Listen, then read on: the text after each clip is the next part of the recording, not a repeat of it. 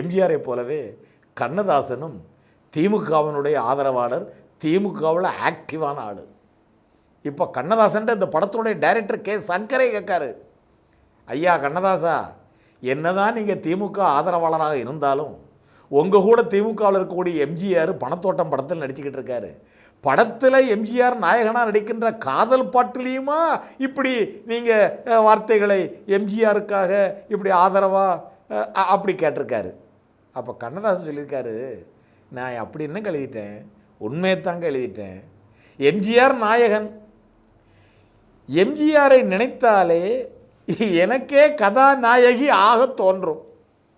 அப்போ எம்ஜிஆருக்கு நான் எழுதுகிறேன், பாடுவது கவியா இல்லை பாரி வள்ளல் மகனா? வாரி வழங்குறதுல அவர் எப்பவும் பாரி வள்ளல் தானாங்க. சேரனுக்கு உறவா, கேரளாக்காரர்னு சொல்கிறோம், ஆனால் இந்த செந்தமிழர்களுக்குத்தான் நிலவாக காட்சி தருகிறார்.